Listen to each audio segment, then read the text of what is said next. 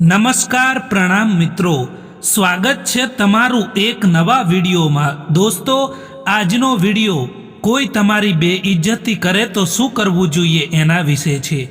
ચેનલમાં નવા હોવ તો લાઈક, શેર અને સબસ્ક્રાઈબ જરૂર કરો અને વિડીયોને અંત સુધી જરૂર જુઓ જેથી પૂરતી માહિતી મળી શકે।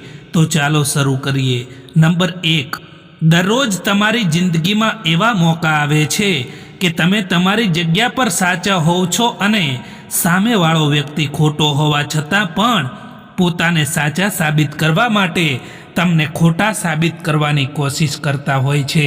એ લોકો તમારી કદર નથી કરતા, એ લોકો તમારી વેલ્યુને નથી સમજી શકતા। નંબર 2, જે વ્યક્તિ તમારા જીવનમાંથી જવા માંગે છે એમને ખુશીથી જવા દો। જે પળથી એ લોકોએ તમારા જીવનમાંથી જતું રહેવાનું પસંદ કર્યું હોય એ પળથી તમે એમને એમના રસ્તા પર જવા દો, ક્યારેય રોકશો નહીં અને તમને એમને અહેસાસ કરાવી દો કે એમના જવાથી તમારા જીવનમાં મૂલ્ય ઓછું નહીં થાય।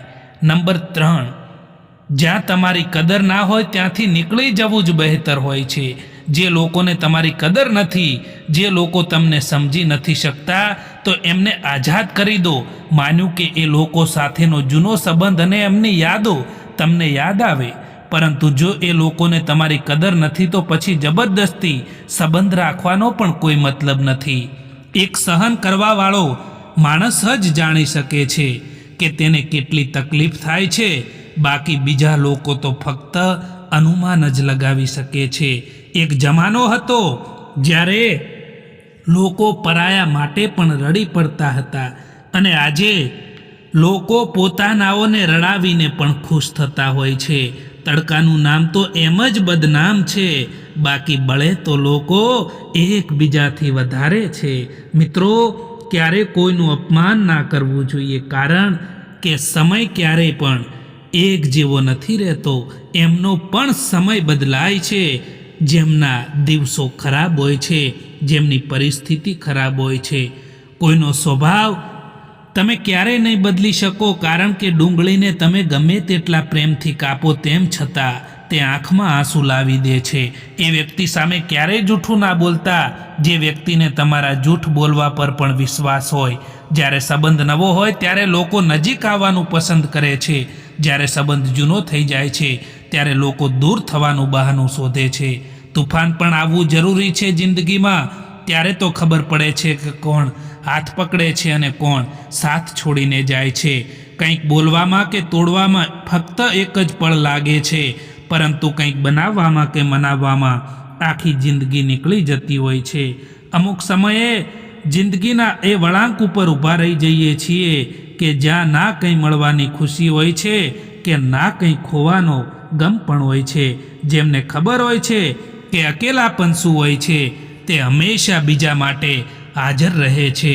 સમય જો એક જેવો રહેતો હોય તો પોતાનાઓની ઓળખાણ કેવી રીતે થઈ શકે?